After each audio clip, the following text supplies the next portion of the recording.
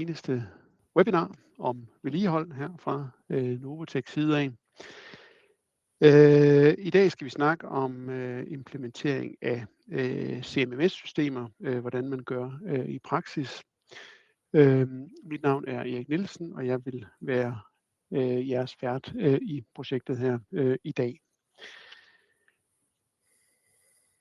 I forhold til agendaen, så har vi været så heldige at få Roy Danielsen fra MOJ Airlaid Products med i dag, og han har været så venlig at bidrage med lidt praktisk erfaring. Altså udover vores generelle snak om teorien bag de her ting, så vil Roy også byde ind med noget konkrete praktiske erfaringer, han har fra at arbejde med de ting her. Når Daniel eller Roy lige har fået mulighed for at præsentere sig selv, så har jeg en kort præsentation af Novotek også, så I lige ved, hvem vi er helt konkret og hvad vi laver.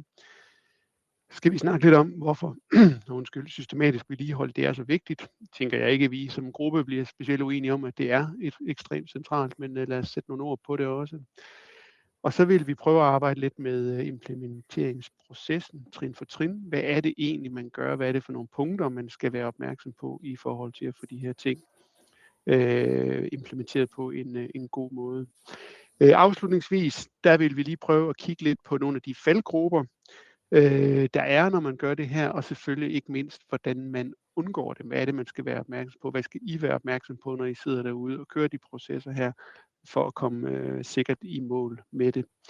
Afslutningsvis er der plads til nogle spørgsmål. Nu ved jeg ikke lige meget af mig og Roy, vi kommer til at sidde og snakke om de ting her, men der er i hvert fald tænkt noget tid til afslutningsvis og tage jeres spørgsmål også.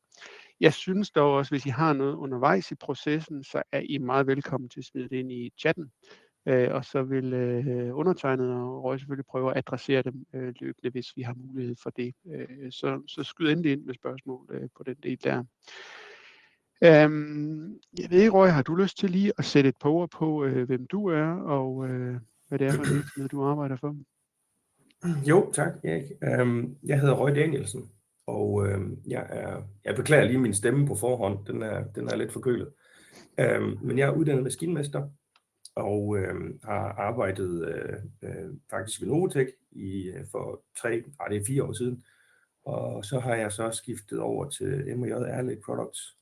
Og jamen altså, de laver det her non-woven airlaid materiale, og det bliver brugt i plastre og forbindinger og sådan noget for eksempel. I min rolle her, der har jeg været projektleder de sidste 2 år, og inden det, der gik jeg som teamleder, tekniker i en periode. Men nu er det primært tekniske projekter, og blandt andet at implementere det her vedligeholdssystem, som vores vedligeholdschef så overtaget. Fantastisk. Så lige på nær stemmen der, Roy, så er du den helt rigtige mand til at snakke lidt om de ting her i dag. Ja. Godt, tusind tak for det. Jeg springer lige hurtigt forbi et par slides lige om Novotek, så vi lige til dem, der ikke lige kender os i forvejen, også lige er med på, hvad vi er for en størrelse her. Ganske kort, Novotek, oprindeligt faktisk en svensk virksomhed fra 1986, så det er jo i den her branche en utrolig historie at have. Vi har efterfølgende bredt os over det meste af Nordvesteuropa, som I også kan se på det fine lille kort nede i højre hjørne her, og har senest januar sidste år åbnet kontor 2 faktisk af slagsen i Frankrig. Vi er sådan i rundetal 200 medarbejdere i butikken i dag, og har et 3.000 kunder alt i alt, som vi servicerer i vores region her.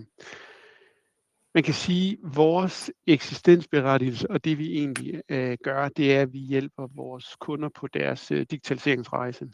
Og den ved jeg godt, den kan man anskue på utrolig mange forskellige måder, men det vi har valgt at gøre hos os i Novotek, det er, at vi har lavet sådan et lille hjul her, hvor alting selvfølgelig begynder med, at man forbinder ting, så er det noget med at modellere det, det er opbevaring, det er visualisering, og så optimering af det. Og for hver af de her delpunkter, der har vi været ude og se, hvad er den bedst mulige løsning på det specifikke produkt i øjeblikket. Og det er så de produkter, som vi går ud og distribuerer og supporterer og hjælper med implementering af hos vores kunder specifikt. Hvis man ser på sådan noget som backup og versionsstyring af PLC'er, så er det Octoplan fra AMDT. Hvis man snakker sådan noget reelt professionel datainfrastruktur, så er det HiByte, deres Intelligence Hub, som vi går ud med. Og selvfølgelig, hvis man snakker vedligehold, så er det IDUS mere specifikt, som vi mener er den rigtige løsning til at løse de her problemer med. Men allerførst, som jeg også nævnte tidligere, jeg tænker jo i virkeligheden, at vi alle sammen kan blive enige om overskriften på det her slide, jeg har sat op her i dag. Men det er også klart, at hvis man snakker om vedligehold, for at man kan gøre det effektivt, så er man jo nødt til at have en eller anden form for CMMS-system, altså et system til at håndtere de her ting i. Det er klart, hvis man er meget lille, så kan man måske gøre det i Excel, men man render ret hurtigt ind i nogle problemer, hvor man har brug for noget professionelt værktøj. Og det er jo et spørgsmål om fundamentalt set at gøre de her processer mere effektive, altså automatisere og effektivisere. Jeg har sat nogle ting på her, nogle punkter, men den er selvfølgelig ikke udtømmende. Den kan jo være meget længere. Jeg vil dog sige, når man snakker om det her, for en ting er, at vi ved det, os der sidder på gulvet i forhold til implementering af de ting, at det er vigtigt. Men punkt 6 dernede vil jeg også lige påpege, er også ret central for den snak her, også hvis man går videre op i organisationerne med det, fordi at der er også nogle konkrete økonomiske ting i at tage det her alvorligt. Og der er lavet en undersøgelse her for nylig, som jeg også gerne sender ud til folk, hvis der er nogen, der er interesseret, hvor man har dokumenteret, at nedetiden, altså ved at tage det her alvorligt og implementere sådan nogle systemer, så kan man reducere nedetiden med 27%. Omkostningerne kan man reducere med 10%, og time to repair med 20%. Så der er også virkelig noget at komme efter. Men det der er kernen i det her, det er jo god logik det her, men man kan sige, spørgsmålet er så, hvordan kommer man så fra det her, og så over til faktisk at kunne implementere et vedligeholdelsessystem på en måde, hvor det giver mening. Jeg ved ikke, har du noget at tilføje til det her, Roy, lige i forhold til vigtigheden i et CMMS-system? Jeg tror for vores sådan vedkommende helt konkret, så det her med compliance, det var lidt nemmere sådan ligesom at kunne vise. Vi havde jo et Excel-arks-baseret vedligeholdelsessystem, inden jeg kom. Ja. Og det her med at faktisk få kvitteringer og tidspunkter og sådan noget på, for hvornår noget var udført, og have gemt den historik, det var sgu noget bøvl i Excel. Fordi så kommer man til at overskrive forskellige felter og ting og sager. Så det at få det flyttet over i et andet system, det var ligesom gjorde det meget nemmere at finde de her ting frem igen, når der så var auditører på besøg fra forskellige steder. Ja. Det er en ret god pointe. Jeg tænker også, det er noget, der i virkeligheden nok fylder rigtig meget for folk derude, sådan helt konkret, den del der, når der pludselig kommer nogen og skal tjekke det, har man så egentlig styr på det. Det kan godt gøre folk en lille smule nervøse, hvis man ikke har det. Men ja, en rigtig, rigtig god pointe på den del også der. Jeg tænker lidt, det er også i lyset af, at vi har dig med her, at en af de ting, der i virkeligheden er allermest vigtigt, når man snakker om implementering af det her, det er udvælgelsen af de rigtige personer til opgaven. Altså hvem er det, der skal eje det projekt her, og hvem skal ligesom løfte det videre? Og så er det jo også et spørgsmål om, at man skal være realistisk, og en ting, man skal finde de rigtige personer, man skal også, det er utrolig vigtigt, at man sørger for, at de personer også faktisk har allokeret tid til det, så det er realistisk. Men jeg kunne godt tænke mig lidt i forhold til dig, Roy, nu har du den her praktiske erfaring på det. Hvordan sørger man egentlig for, at det er de rigtige personer, der faktisk bliver en del af det her? Er der noget sådan praktisk? Altså for mit vedkommende, der lå det jo lidt lige til højrebenet, fordi jeg har siddet med IDUS før, og jeg er uddannet maskinmester og har lidt viden inden for vedligehold, og hvordan man ligesom laver noget praktisk planlægning af vedligehold. Ja. Og så havde vi jo de her Excel-ark, der sådan var nemmere at overføre for mit vedkommende, fordi jeg ligesom havde den her viden på forhånd. Ja. Men jeg tænker, det er vigtigt, at man har en eller anden konsulent hos leverandøren, man kan henvende sig til, og så den man så udpeger på virksomheden til at løfte det her. ligesom tager nogle snakke med dem, hvis man selv er i tvivl om, hvad ligesom bedste praksis er. Fordi det er altid godt lige at komme i gang, men jeg synes, det er også vigtigt, at man ligesom kommer i gang på den rigtige måde, så man ikke skal tilbage og lave en masse om senere hen. Ja. Det er faktisk en ret god pointe, du kommer med der i forhold til, at en ting er, at man har nogle personer internt, som man tror på, men også i virkeligheden hos leverandøren, at man også har nogle mennesker der, som er de rette til at hjælpe jer videre som kunde på det her område. Så. Ja, så jeg tror, der er nogle snakke i den der implementeringsfase, som man skal have, fordi alle gør jo tingene en lille smule anderledes. Altså man snakker jo om, at man skal lave, de gør bare ligesom Toyota gør for eksempel.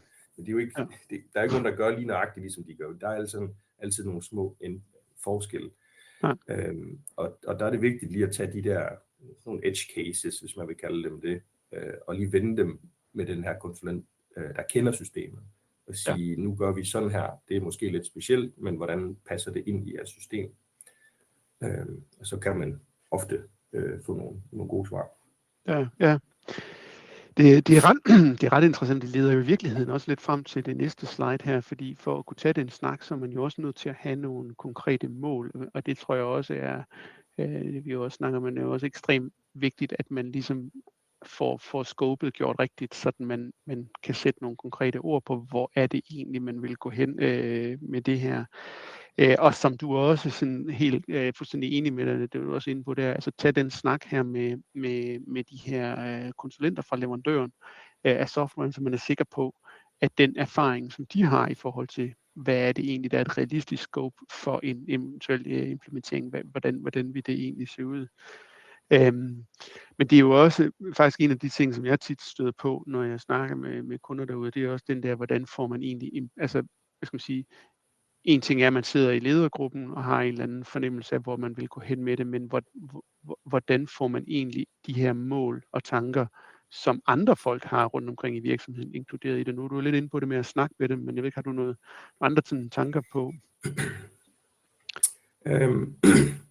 Så for mit vedkommende, der er vi en relativt lille virksomhed med en lille ledergruppe, og det her med at få eller at beholde sådan noget som lovpligtige services og eftersyn og sådan noget. Vi har for eksempel noget, vi har nogle radioaktive følere og sådan noget, som er ret vigtigt, at der er dokumentationen er i orden, og man kan finde den frem. Havde jeg en kvalitetsafdeling, som også havde et kvalitetsstyringssystem, og de ville jo gerne have, de her ting over i deres system. Fordi det var egentlig deres ansvar, at det blev overholdt, men det var vedligeholdelsesafdelingens ansvar, at det blev udført.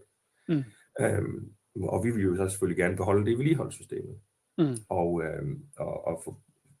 lige i mit tilfælde, så gik jeg jo bare ind til dem og sagde, at ved du hvad, det er simpelthen for åndssvagt, vi skal have det liggende 2 steder. Nu har vi det liggende her i vores vedligeholdelsessystem, fordi det er alligevel også der skal udføre det. Så kan I få et flueben for os af, om at det er udført, hvis I gerne vil vide det. Så på den måde var det jo nemt, ikke også? Men hvis man nu er en kæmpe virksomhed med en masse forskellige underteams i sin vedligeholdelsesafdeling, og man har et kæmpe stort kvalitetsafdeling, så tænker jeg, at det allernemmeste er simpelthen at sætte sig ned til at starte med dem på i en eller anden højere ledergruppe, om hvad for nogle kritiske ting er der. Der er jo altid en eller anden form for lovpligtige ting, der skal overholdes de fleste steder. Det kan være hydraulik og tryklufttanke og ting og sager. Men det kan også godt være, hvis man er ISO-certificeret på et eller andet punkt, så er der nogle ting, der også er gode, og ligesom at måske flytte over i et vedligeholdelsessystem. Man har historikken der. Jeg tror, man skal gå op med sig selv, om man vil have det i det ene eller det andet system. Ofte har man jo et kvalitetsstyringssystem. Hvis man er ISO-certificeret, det er i hvert fald meget nemmere end at have det på papir. Så der skal man lige, vil man henvise fra det ene system over i det andet, eller fra det andet over i det ene? Altså det er vigtigt at have en konkret dialog om, hvordan simplificerer man i virkeligheden de projekter her, så det ikke kommer til at ligge rundt omkring i rodet. Ja, jeg tror, man skal gøre det helt klart fra starten af. Er det kun for opgavernes skyld, om man vil? Altså at gøre det nemmere for sine teknikere at vide, hvad de skal i hverdagen? Eller er det for at kunne dokumentere, hvad det er, der er blevet lavet på sådan historikken? Er det den, der er vigtig at få med? Eller er det vigtigt at kunne at få at vide, hvornår fristerne er for de her lovpligtige eftersyn, for eksempel. Man kan jo starte med en af de der grene der, og så altid bygge de andre på. Det jeg også i virkeligheden hører dig sige der, det er, at det er noget, man skal gå ind i med en open mind et eller andet sted, og have en åben dialog med de andre parter i det, i forhold til at finde ud af, hvad det egentlig er, der trykker rundt omkring, og så have fokus på at ikke at komplicere tingene mere end højst nødvendigt. Ja, prøv at holde det simpelt. Ja, keep it simple. Godt. Man kan sige, nu har vi jo så et eller andet sted sat den rigtige gruppe. Det er jo step 1, altså hvem er det, der skal være ansvarlig for det. Og vi har også sådan et eller andet sted været i dialog omkring, jamen hvad er det så for nogle mål, vi helt konkret, nogle realistiske mål, det er også ekstremt vigtigt, vi har til det her. Og så er det jo så, at man skal ud og træffe valget om de her CMMS-systemer. Altså hvad er det egentlig for et system, man skal vælge? Og der findes jo mange forskellige gode muligheder derude, så det kommer jo relativt hurtigt henover, men jeg tror, det der er ekstremt vigtigt her, i hvert fald når jeg er sådan i dialog med folk, det er, at man har fokus på brugervenlighed, fordi at hvis der bliver for meget friktion i forhold til den hverdag, folk har derude, mod systemerne her, så springer man over. Så er der en tendens til, at man har fokus på andre ting. Der er også noget med funktioner til kernebehov, altså nu har vi lige snakket om målene, hvad er det egentlig, man vil opnå med det her, og der er man jo sådan helt lavpraktisk nødt til at sikre sig, at der er overensstemmelse mellem det system, man vælger at gå med, og de konkrete problemer, man vil have løst, og også hvis man trækker det lidt over i kvalitetsafdelingen, kan man faktisk få løst de problemer, som man har behov for der. Integrationer, det er selvfølgelig også klart, hvis man vil sætte det op som en del af ens tech-stack med andre ting, så skal der jo være muligheder for at gøre det. Et af de store spørgsmål også, som jeg lige sådan støder på her tit, det er, skal vi have en cloud-baseret løsning, eller skal vi have den on-prem? Og jeg ved ikke, for min point of view, er der ikke sådan egentlig nogen ting, der er den rigtige her, men det er måske mere et spørgsmål om, hvad det er for nogle mål, man har igen, for lige at vende tilbage til det. Nu vil jeg ikke sidde og gå det hele igennem her. Det tænker jeg sender slides ud bagefter, så man kan kigge det lidt efter, hvis man vil. Ikke? Men det i virkeligheden vender det lidt tilbage til det, vi også snakkede om tidligere, Røjsen, som jeg ser det, at man har i virkeligheden brug for at lægge sig op af nogle leverandører, nogle mennesker, man tror på, kan hjælpe i mål med det her. Men jeg ved ikke, hvad har du nogle konkrete tanker, noget du sådan har været meget opmærksom på i det valg her, eller vil anbefale de folk, der så lytter med her, men de er lidt ops på, når man går ud og vælger den del her af det? Ja, altså jeg tror, langt de fleste systemer, der ligesom er på markedet, er efterhånden rimelig brugervenlige. Jeg tror, det er de her funktioner til kernebehov, man ligesom lige skal have afdækket. Man skal lige være klar over internt, hvad er det egentlig, vi har behov for. Ja. Er det bare at få et overblik over, hvad vi egentlig har af udstyr? Altså, det kan man jo også bare bruge det til. Men så kan man jo så tage det lag og bygge ovenpå og sige, så når vi alligevel bygger det, så kan vi lige så godt smide opgaverne ind i, og dokumentation og manualer og ting og sager ind i os. Men finde ud af, hvad det er, man reelt set vil have. Altså, er det, hvis du kommer som udgangspunkt, at du vil have systemet, fordi du vil kunne vise, at du udfører dit lovpligtige eftersyn, for eksempel, og det ligesom er det eneste, det er jo en fin nok indgangsvinkel, kan man sige. men prøv at finde ud af, er det kun det, I vil bruge det til, eller vil I have noget mere? De fleste systemer, de kan jo en del efterhånden. Det kan det, ja. Med hensyn til med cloud og on-prem, så for vores vedkommende, så gik vi med et cloud-system, fordi vi har en kæmpestor global IT-afdeling sådan i ryggen, og de servicerer flere af vores søsterfabrikker og også os. Men de har simpelthen ikke ressourcerne til at skulle sætte noget op on-prem. Så derfor så endte vi med at bruge cloud-system. Og det virker jo stort set på samme måde.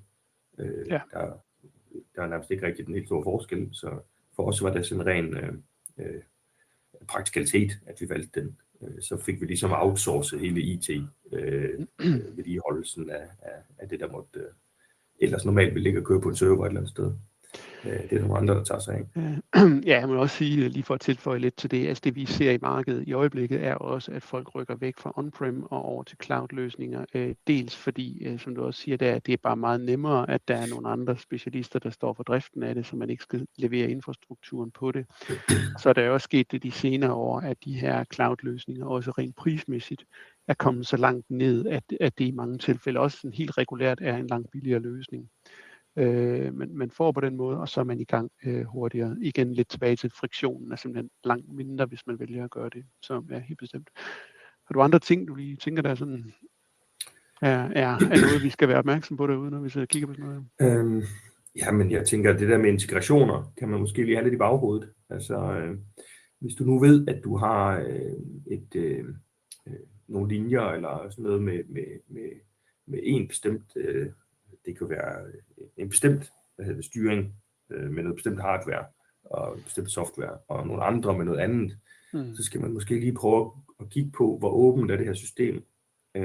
Har man behov for at få sådan noget som timetæller, omdrejningstæller, eller en eller anden form for telemetri fra ens maskiner over i systemet. Ja. Og hvis man har det, så kan man lige prøve at kigge på, jamen, er det her er det sådan et lukket system, vi køber, eller er det åbent? Er der mulighed for at koble ting sammen? Ja. Fordi hvis ikke der er det, og man har det behov, så er det måske ikke lige det system, man skal have. Man må lige kigge på det næste. Faktisk lige nu har vores lytter eller seer, Kasper, lige skrevet, det er godt nok lige lidt tidligere, han skrev i forhold til implementering fra store virksomheder. Men nu har du jo også en ret bred baggrund i forhold til at håndtere og arbejde med vedligeholdelsessystemer. Er der noget, du tænker i forhold til sådan en konkret udvælgelse af CMMS-system, som man skal være opmærksom på, hvis man er en lille virksomhed, i forhold til hvis man er en stor virksomhed? Hvor er der sådan nogle tanker, der du tænker, hvad kunne man... Ja, men det kommer lidt an på, hvad for nogle folk der skal bruge det. Altså nu har jeg tidligere erhverv har jeg været ude og implementere det ved nogle rimelig store virksomheder. Jeg kan huske, en af stederne var det jo et meget vigtigt kriterie, at den her app, man fik tilgang til på sin telefon, altså som teknikeren fik tilgang til på sin telefon, den skulle være rigtig brugervenlig. Det skulle være nemt for ham at se, hvad han skulle lave fra dag til dag, og det skulle være nemt for ham at gå ind og dokumentere, hvad han havde lavet, og skrive, hvad det var, han havde lavet, og så lukke opgaven fra sin telefon af. Ja. Og der var jo mange teknikere, jeg tror det var 40 plus. Vi havde i hvert fald nogle hold igennem, hvor jeg viste dem den her app, hvordan de brugte den, hvor vi testede det. Og vi havde så samtidig de her koordinatorer med, som viste deres side af det. De sad jo på PC-klienten og oprettede opgaver og sendte dem ud og sådan noget. Så hvis man har behov for, at det skal være nemt for folkene at vide, hvad de skal, hvis man vil bevæge sig væk fra at printe, det vil sige gule sedler for eksempel, de her post-its. Som lever utroligt godt derude stadigvæk. Ja, ikke? Og hvis man i stedet for at stikke folk sådan ind i hånden, eller et stykke papir, eller bare simpelthen en mundtlig overlevering, hvor man siger, du skal lige lave det her i dag. Men over til, at man ligesom har det dokumenteret, og alle tilgår det samme sted fra, og for deres ikke nødvendigvis deres egen telefon, men deres firmatelefon eller et eller andet. Så hvis det er det, der er vigtigt for en, så er det også doable. Der er det bare vigtigt, at man ligesom får folk sådan undervist i det, hvor de har mulighed for at stille alle deres spørgsmål, og få det afklaret. Ved en mindre virksomhed, som der, hvor jeg er nu, der var det jo super nemt, fordi det var kun mig i starten, der ligesom puttede vores anlægskartotek ind i systemet. Så senere hen, så var jeg så heldig at få en studiemedarbejder, som en maskinmesterstuderende, som kunne udbygge det, gå igennem de enkelte enheder og se, om der manglede et eller andet, og opdatere tekster og sådan noget, og mængder for eksempel, hvis det var noget med noget, der skulle smøres, eller der skulle skiftes olie, eller sådan et eller andet. Vi havde det er et gammelt udstyr, hvor der ikke fandtes nogen manualer længere. Så brugte han et halvt år på det. Nu er han her ikke mere, og nu har jeg egentlig overleveret det til vores vedligeholdschef. Og nu skal jeg passe på, hvad jeg siger, men nu kører det egentlig bare. Det er ligesom sat op på sådan en måde, hvorpå at de opgaver, vi havde før, de er der, og de kører bare på et rul. Så Det er faktisk et rigtig godt lille fif der, fordi jeg ved det også fra egen erfaring, når jeg snakker med folk, at der er rigtig mange, der får en sådan maskinmesterstuderende eller lignende ind til at lave meget af det manuelle arbejde, der selvfølgelig ligger i at få sådan nogle systemer her kørt ind.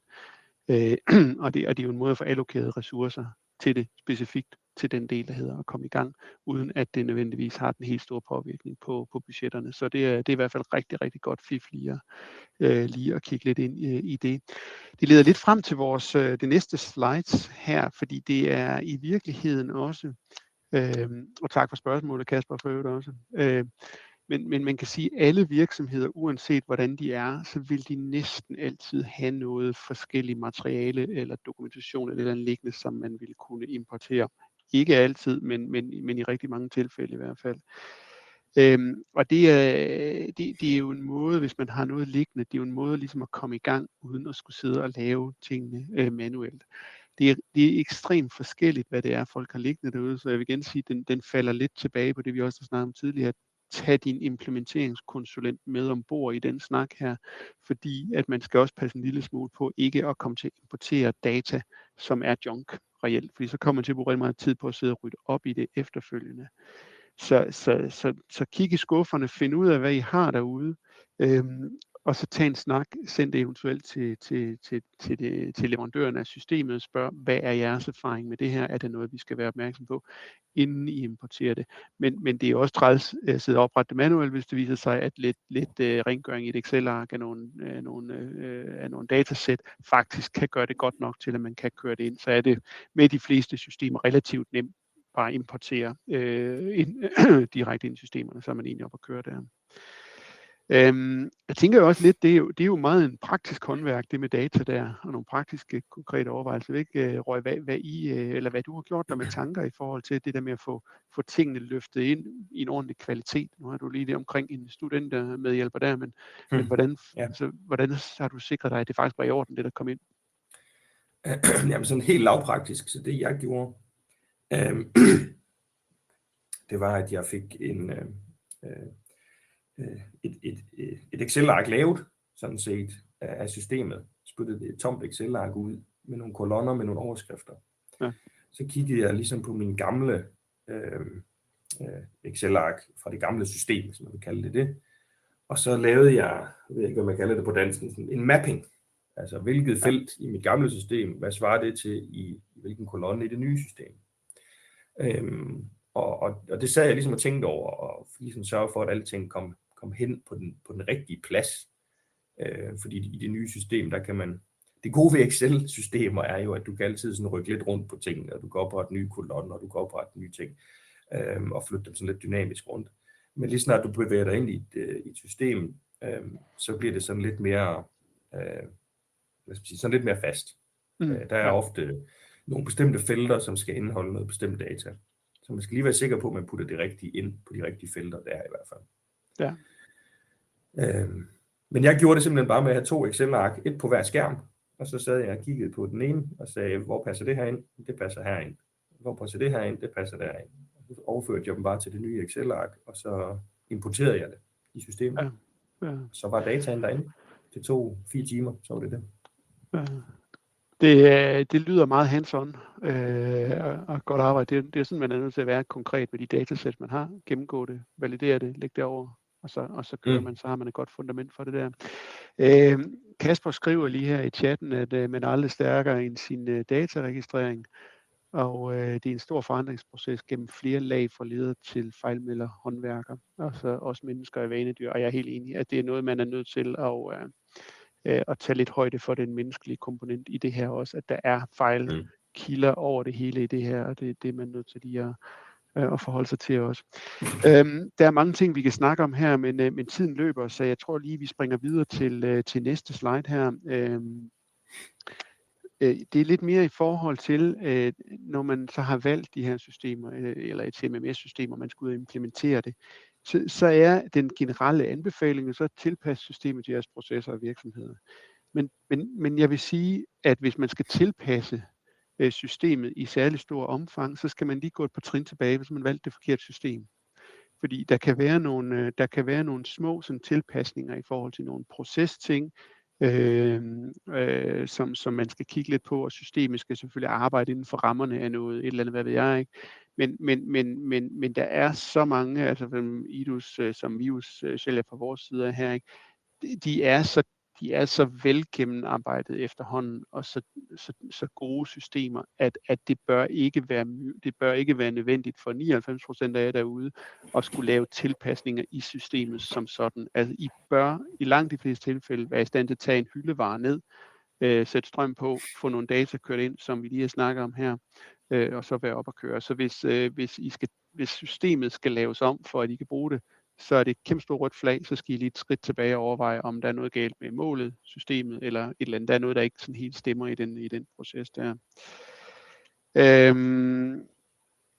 Og det er igen også lige en af mine kæmpe store kæpheste her, det er hele det der friktionselement igen, ikke? At I skal sørge for, at de processer, I laver inden i de her CMMS-systemer, at de har så lidt friktion som muligt, fordi det er også det, som Kasper jo i virkeligheden også lidt er inde på med hans kommentar der, at man er nødt til at lægge sig op af, at det skal være nemt for folk at komme med de her data, ellers så har vi som mennesker en tendens til simpelthen at springe over, fordi at vi laver jo, det er jo maskinen, der skal køre, det her kan godt nemt komme til at virke som sådan en sekundær proces, så der må ikke være modstand i det.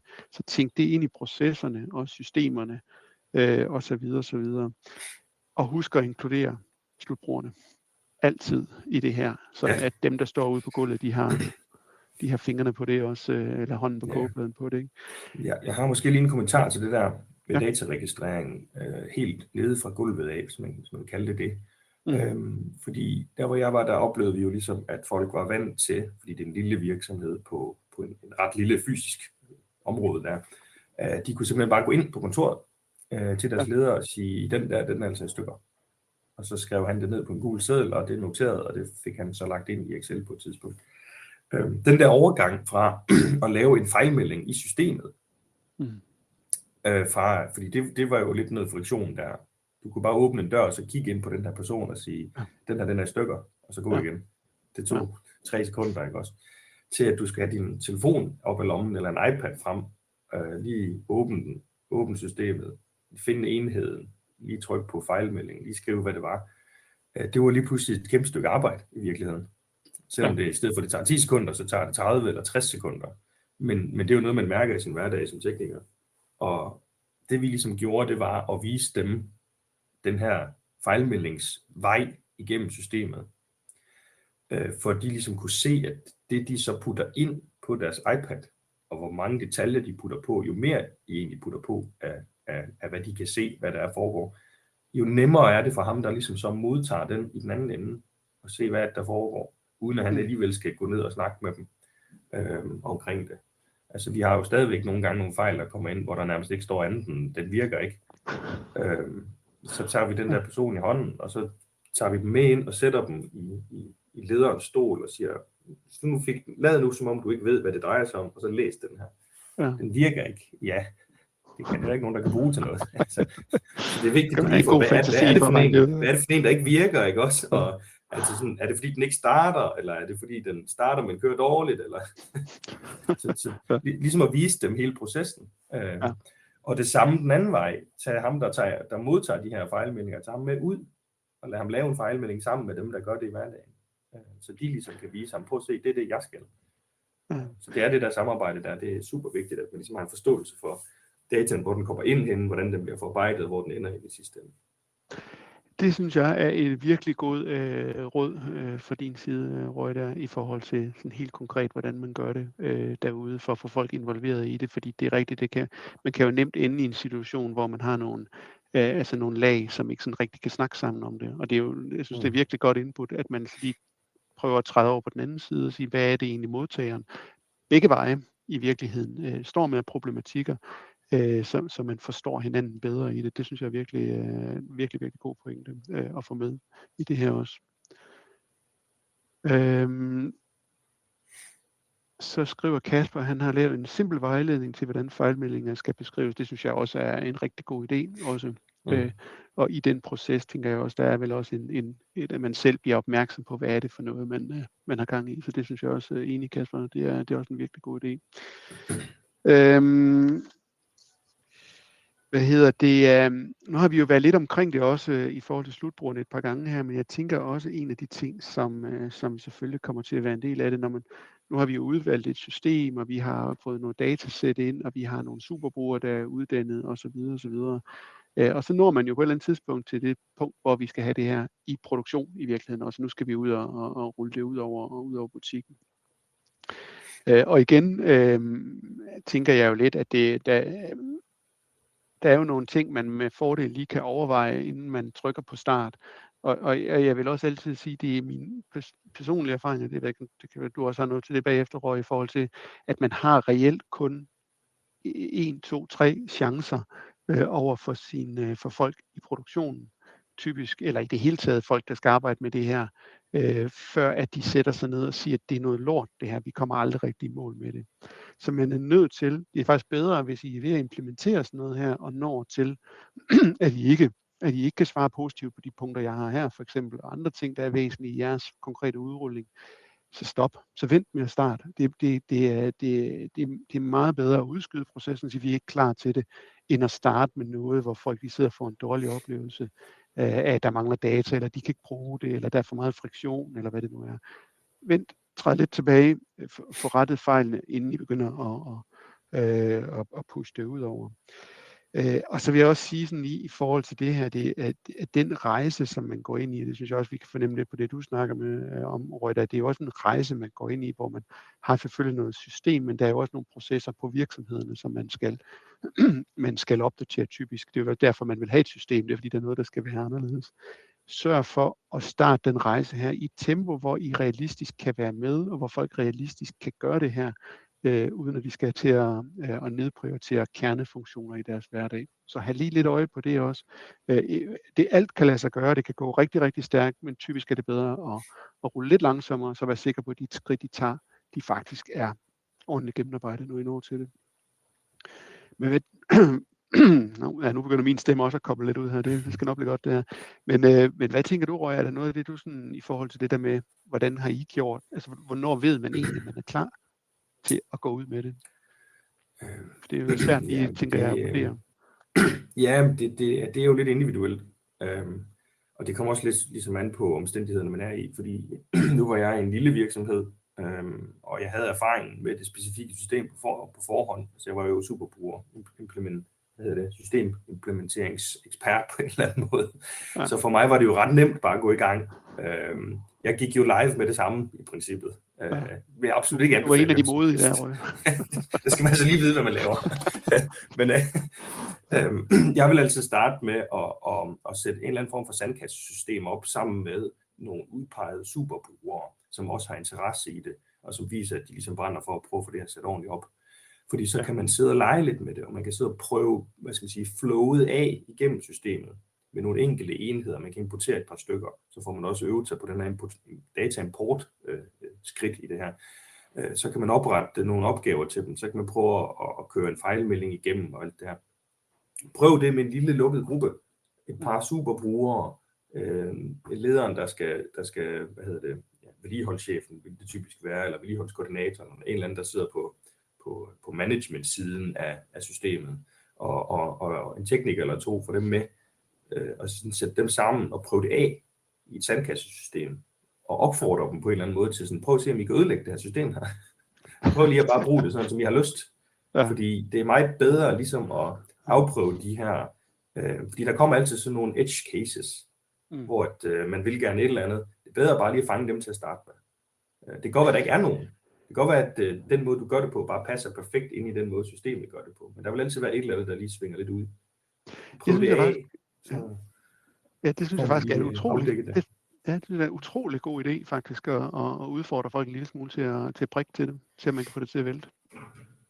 Ja, altså det synes jeg er en af de nemmeste måder at lære systemet at kende på. Fordi du får lynhurtigt afdækket, hvor er det, I presser systemet henne. Så sidder man jo og snakker om de kritiske punkter og siger, jamen, det klarede det ikke lige så godt, eller det gjorde ikke sådan, som vi forventede. Ja. Og så kan man jo tage snakken, jamen skal vores proces ændre sig lidt, eller skal vi gå tilbage og finde et helt andet system? Hvor vigtig er den her lille ting? Ja, det er i virkeligheden også meget god idé at gøre det, fordi du så også tager noget af den berøringsangst væk, som folk kan have en tendens til her over for nye systemer. Jeg er bange for at ødelægge noget af. At du ligesom lægger op til dem, at det er egentlig nærmest en del af opgaven her, at du skal bare sparke til dyret her, og så se, om der er nogle huller i osten. Fordi det synes jeg faktisk også er en rigtig, rigtig god idé, at man lægger op til den, at det er det er en svensk nøgle, som godt kan håndteres lidt tungt, hvis der er behov for det. Ja. Så det er en virkelig god idé også, faktisk. Der. Ja. Jeg synes også, det er så lidt en skæv vinkel, fordi man møder tit nogen, som er meget skeptiske over for det her. Ja. Hvis man så siger til dem, jamen, prøv at gå ind og ødelægge det. Prøv at se, om du kan få det til at, at brække sig. Altså, fordi det er sådan nogen, der ligesom er lidt naturlige modstandere af ændringer og sådan noget. De kan godt se det som lidt, det skal jeg godt nok lige vise dig så. Og så lærer de det, simpelthen, måske lidt uden at tænke over det, så lærer de det at kende. Og så ved de det jo, når de så kommer ud til deres kollegaer, og deres kollegaer siger, jamen jeg kan ikke lige få den til det her. Så er det sådan lidt, ved du hvad, det er fordi bagvedliggende, så virker det sådan og sådan. Det her, det er et virkelig godt råd, der hermed er givet videre til jer, der sidder og lytter derude. Det vil jeg klart også personligt gå videre med til folk, at det er faktisk en meget god måde at få åbnet op for dialogen og folks villighed til at prøve det af. Så det er virkelig godt der. Jeg tænker lige i lyset af, at tiden også løber. Jeg har lige et sidste punkt her, som jeg synes, vi lige skal kigge lidt på i dag også, for lige at få den del med også. Og det er, hvor skal man være opmærksom egentlig, når man går ind i den her proces overordnet. Vi har været forbi en del af de punkter, eller en del punkter allerede nu. Altså, hvor er det, hvad skal processen være, og hvordan gør man det sådan i praksis? Hvor skal man være opmærksom? Men der er også nogle mere overordnede ting, som selvfølgelig kan forårsage problemer.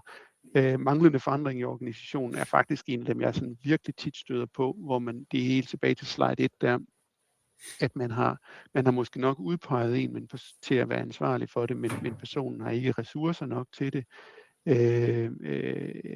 og ledelsen har måske heller ikke leveret rygdækning til det i forhold til, at det er en prioriteret opgave i hvert fald i implementeringsfasen, altså er man også nødt til at gøre det, når man gør det. Ikke? Datakvalitet, det er jo også noget, vi har været inde på. Helt kæmpestort problem, hvis man begynder at importere junk ind i sådan et system her, så får man også junk ud på den anden side. Det skal man være opmærksom på. Undervurdering af ressourcer og tid. Det er jo også lidt tilbage til det med menneskene der. Man er også nødt til at være realistisk i forhold til de mål, man har, og de ressourcer, man har. Hvad er det egentlig, der kan lade sig gøre? De her systemer, vores IDOS er et godt eksempel på, det kan jo utrolig mange ting, men man vil ikke gøre det hele fra dag i dag. Bare at det her systemet kan det betyder ikke, at man skal gøre det. Man skal vælge noget, der giver mening og værdi, stort set fra day one, og så kan man så bygge til på og sådan noget hen ad vejen, som man vil. Så muligheden er der, men det betyder ikke, at man skal gøre det. Det skal man være lidt meget realistisk omkring det her. Kompleksiteten i opsætningen er også ekstremt vigtig. Det er lidt også med målene at gøre. Altså, man skal sørge for, at de processer, man laver, når man laver sådan nogle implementeringer her, giver mening, giver værdi, og skaber så lidt som muligt friktion. Man skal altid spørge sig selv om, bare fordi man kan indføre noget data i IDOS, skal man gøre det, eller skal man lade være? Og hvis ikke den data er vigtig, af rapporteringsmæssige årsager, noget dokumentation, som vi er inde på, med noget lovpligtigt vedligehold, eller hvad det er, så lad være med det. Tag kun de ting med, som giver mening for jer i jeres konkrete situation. Og det er igen, friktion skal være så lav som overhovedet muligt med det her. Så er der træningselementet der, hvor du havde et par rigtig gode fif også til det, Røge, i forhold til, hvordan får man sådan folk engageret i det også, og lidt det der med at faktisk at give dem lidt en udfordring, det synes jeg er rigtig fint. Og lukke op for, at de kan sparke løs på det, og se om de kan få noget til ikke at virke, og hvis de kan det, altså hvis der er noget, der ikke virker, og folk går ud og bruger det i hverdagen, så skal man jo nok komme forbi, det ikke virker alligevel på et tidspunkt, så man lige skal godt få det upfront med det samme, så det synes jeg er rigtig, rigtig god input der. Hvem er det, der er ansvarlig for hvad? Og det er jo noget, vi som systemleverandør også typisk vil hjælpe jer med. Altså, hvem er ansvarlig for jer, eller for det projekt på jeres side, og hvem vil være det på vores side i forhold til det her? Så hvem skal man gå til, hvis der er noget, der ikke dur? Der vil være nogle superbrugere lokalt, men der vil også nogle gange være brug for ekstern support. Hvem er det? Det skal man også lige have en klar plan for. Og så er der selvfølgelig en ting, at nu kører vi det her rul med at få det skubbet i gang, men der vil også være noget efterfølgende forbedringer. Jeres virksomheder ændrer sig dagligt derude, og der er man nødt til at kunne fange de ændringer på en eller anden meningsfyldt måde, så systemet ikke bare står og sander til. Man skal ligesom kunne altså det skal være en levende organisme, og det skal man også have en forståelse for. Og så er der også lidt en egen kæphest, jeg har her til det sidste punkt, det her, at man kan godt ende med at fokusere for meget på teknikdelen, hvor det, der egentlig tit er væsentligt her, også for at man for eksempel kan fange de der løbende forbedringer og sådan noget, det er, at man gør sig nogle tanker omkring de processer, der nødvendigvis må ligge i det her. Men jeg ved ikke, har du nogle kommentarer til nogle af de punkter her, eller nogle erfaringer, nogle gode praktiske erfaringer, som vi kan dele lidt med de andre her også på kaldet?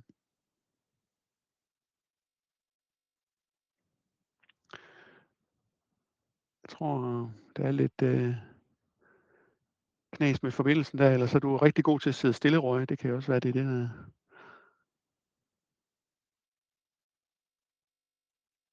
Der er lige lidt huller der, mens Røge lige kommer med igen der. Så lige sætte et par flere ord på det her, fordi det er jo også i virkeligheden i forhold til det allerførste slide, det bliver lidt ved med at vende tilbage til med de mennesker, der er i det.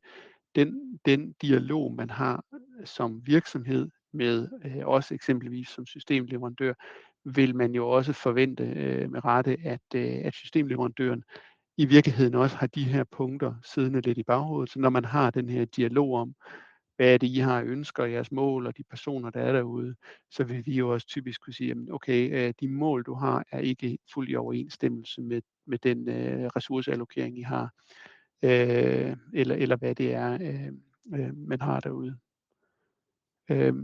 Jeg skal lige høre... Er jeg klar igen? Du er klar igen, simpelthen, ja. Nå, det var super. Ja. Ja, min computer lavede lige en lille bøvs eller et eller andet der. Jeg ved ikke, hvad der sker. Ja, sådan er det, når man laver sådan nogle live-visninger her, så har man jo lidt, så er man lidt underlagt alle udfordringer med teknologi derude, men sådan er det jo.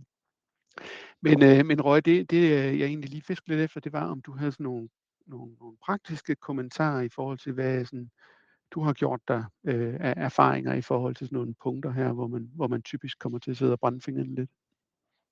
Jeg tænker, den der overfokus på teknik, den er ofte rigtig stor i starten, når man sådan vil ud og lede efter et system, så kigger man meget på, hvad kan de her systemer. Ja.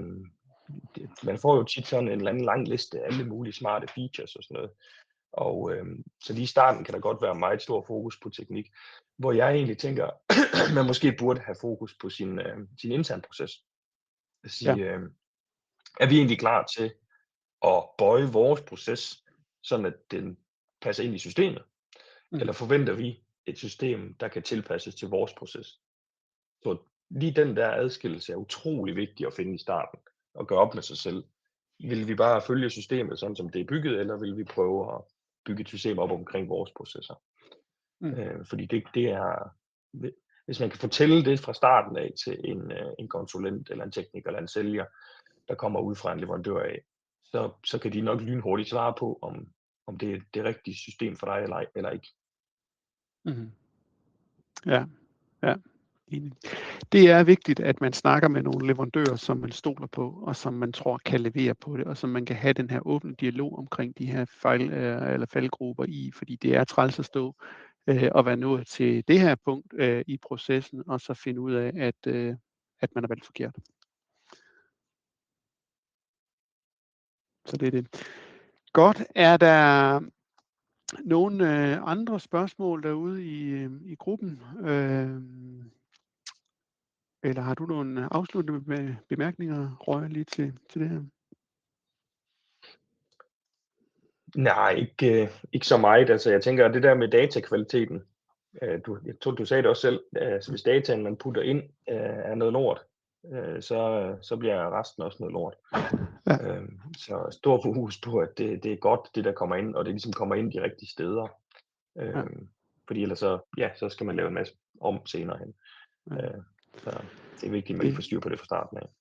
Det kan utroligt godt betale sig at lave sit forarbejde ordentligt med sådan noget her. Det må man bare sige. Og det er ikke fordi, det behøver at tage længere tid samlet set, men det kan virkelig godt betale sig at gøre sig nogle tanker om det her.